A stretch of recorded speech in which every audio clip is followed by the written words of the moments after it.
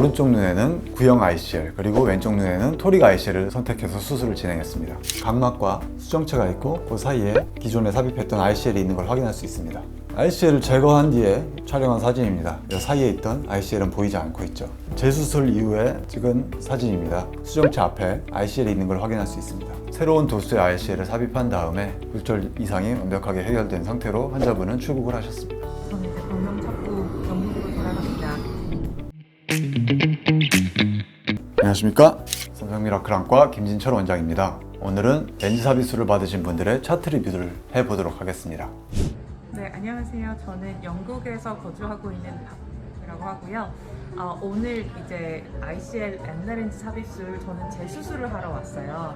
자, 첫 번째 환자분은 15년 전에 양쪽 눈 모두 렌즈 삽입술을 받으신 적이 있습니다. 당시에는 시력이 안정적이었지만 15년이 지나면서 다시 근시가 진행돼서 다시 시력이 저하되는 현상을 겪으셨습니다. 그래서 올해 10월 7일에 저희 삼성미라클 안과를 찾아주셔서 기존에 있던 ICL을 제거하고 재수술을 진행하게 되었습니다. 오늘은 드디어 이제 새 렌즈를 끼는 날입니다. 정말 떨립니다. 어제 저는 이제 수술을 하고 이제 오늘은 이제 진료를 보러 왔고요. 제가 진짜 그 끝나시자마자 제가 벌써 끝났어요? 라고 했을 정도로 정말 순식간에 너무 잘 해주셔가지고 지금 방명을 찾았습니다.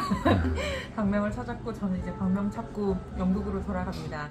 이분의 차트 리뷰를 보니 처음 내원 당시에 본원에서 시행한 검사의 굴절값은 오른쪽에 구면으로 마이너스 1.5디옵터 그리고 난시 0.5디옵터가 있었습니다. 그리고 왼쪽 눈에는 구면 마이너스 2.25디옵터와 난시가 마이너스 0.2디옵터 사축에 있는 걸로 확인되었습니다. 기존 수술 후에 시간이 흐르면서 근시가 약간 퇴행된 상태였죠. 그래서 내원 당일에 기존 ICL을 제거하고 새로운 치료 계획을 세웠습니다.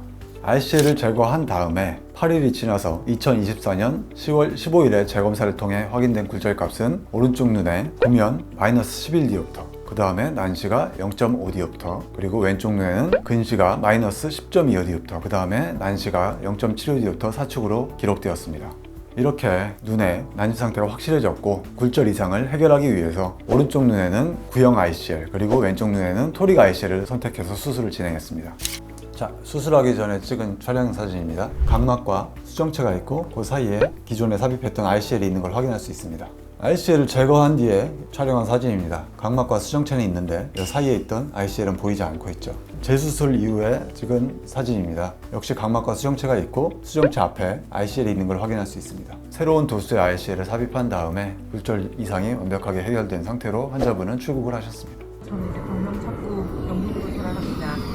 두 번째 환자분은 보통 말하는 초고도 근시를 훨씬 상회하는 초고도 근시와 그 다음에 중등도의 난시를 가진 환자분으로 레이저 수술은 절대 불가능하고요. 렌즈 삽입술로도 완전한 근시 교정이 어려운 분이었습니다. 수술 전 굴절 값을 보면 오른쪽 눈에서 구면 근시 값이 마이너스 20디옵터를 넘고 난시가 거기에 추가로 2.5디옵터가 또 있고 왼쪽 눈도 구면 근시 값이 20디옵터이고 난시가 여기에 추가로 또 2디옵터가 더 있는 상태로 측정되었습니다. 이렇게 높은 근시 값을 가진 이유는 이 환자분의 눈 길이가 33mm가 넘습니다. 보통 사람들의 평균이 23.6mm 정도이기 때문에 그보다 거의 10mm가 더 높은 훨씬 긴 눈입니다.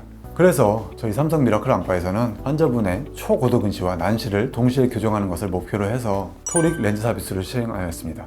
이 환자분은 아주 근시 도수가 높았기 때문에 수술 후에 잔여 근시가 남을 수가 있는데 이 경우에 추가적인 시력 교정 수술을 통해 잔여 굴절 이상을 완전히 교정해드릴 예정이라고 설명을 해드렸습니다. 이분은 수술 전에 안경을 써도 시력 교정이 잘 안 되는 분이었는데 수술 후에 경도 근시만 남아있는 상태에서 안경 교정을 했을 경우에 거의 1.0에 가까운 교정 시력을 얻을 수 있었습니다. 그래서 어느 정도 경도 근시가 안정화된 다음에 추가로 스마일 수술을 해드리든지 아니면 환자분이 옛날보다 훨씬 낮은 도수의 가벼운 두께의 안경을 쓰는 것에 불만이 없으시다면 그냥 나머지는 안경을 쓰는 방향으로 하든지 환자분과 상의 후에 결정해드릴 예정입니다. 선생님, ICL 전에 많은 분들이 내피세포 감소에 대한 부분을 우려하고 걱정하시는데요. 이번에 설명해 주신 환자 두 분은 내피세포가 정상이었잖아요. 이렇게 ICL 후에도 내피세포 감소에 관해서는 안전하다고 해도 되겠죠? 수술 후에 직후의 내피세포의 감소는 수술 과정에서 내피를 건드렸을 경우에 발생을 하게 됩니다. 근데 ICL을 하는 경우에 대부분 환자분들은 전방의 깊이가 깊은 상태이기 때문에 수술할 때 조심해서 수술을 진행하고 별 문제가 없다면 수술 과정에서 내피세포는 감소하지 않습니다. 별 걱정은 안 하셔도 되겠습니다. 만약에 ICL 진행 시 눈속 공간이 좁거나 구조적인 이상이 있는 경우는 어떻게 하나요? 눈속 공간이 좁거나 구조적인 이상이 있는 분들의 경우에 그 상태에서 ICL이란 렌즈가 눈 속에 또 들어가게 되면 가뜩이나 좁은 게 더 좁아질 수가 있기 때문에 저희가 수술 전에 판단을 해서 검사 결과를 확인을 해서 너무 좁게 될 가능성이 있는 경우에는 ICL 수술은 진행을 하지는 않습니다.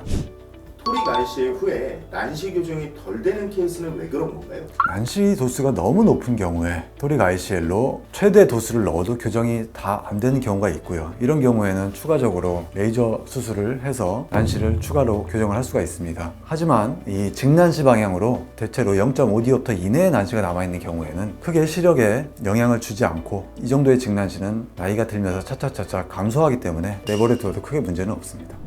지금까지 토릭 ICL 실제 환자분들의 스토리와 차트 리뷰를 들려드렸습니다. ICL 렌즈 삽입술과 관련해서 환자분들이 많이 문의 주시는 내용들에 대해서도 답변을 드렸습니다. 이외에 추가적인 문의사항이 있으시다면 아래 댓글로 남겨주세요. 제가 직접 답변해 드리겠습니다. 감사합니다.